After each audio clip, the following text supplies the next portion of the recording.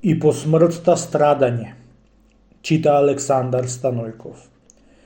Врвејќи си еден човек покрај едни гробишта, видел една глава човечка исфрлена во еден откопан гроб и се наведил до коската да ја вади. Кога гледат, на коската писано нешто имало.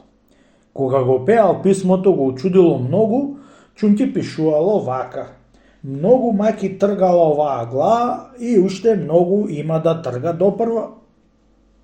Шо ана, еле дури бил жив човекот што ја носел оваа глава тргала мака? Ами, од која умрел човекот и од која се скапал в земји, што има уште да трга? Ја чекај, ќе ја земам глава и ќе ја однесам дома за да видам што има да трга.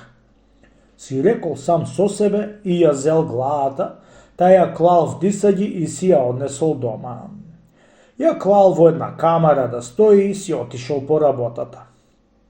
По време, сакале децата негови да играат со бишка и, барајќи децата некоја коска или некој рок да играат, ја видоа главата во камарата и ја зедоа, та си играа со неа.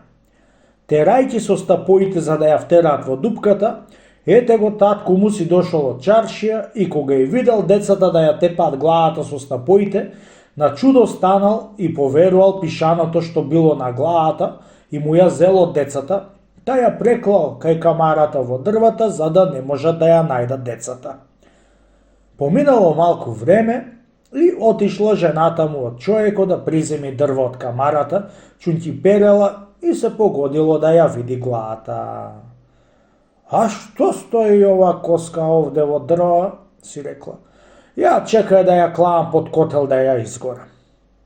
Така рекла и ја однесла кај огнот, та ја клала да гори во огнот. Таман беше се засилила да гори, ете го мажот ја кај дошол од чаршија и ошол кај огнот за да се огриет малце. Кога гледа, главата кај гори. Ете, уште што имало да му врви на пустата глава, си рекол сам со себе мажо, што ја најдов да се тркал низ гробиштата, најпосле огон да ја изгори и пепел да се стори. Друг приказувач ми ја прикажал оваа приказна малку поинаку.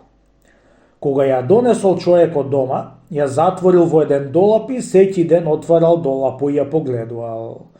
Тоа отворање долапо, жената го забележала и еднаш беше го зела клуч од мажоје и отворила долапо. Која ја видела главата, ја удрило умо да не е таа глава од првната му жена на мажаје, чунки таа му била повторна.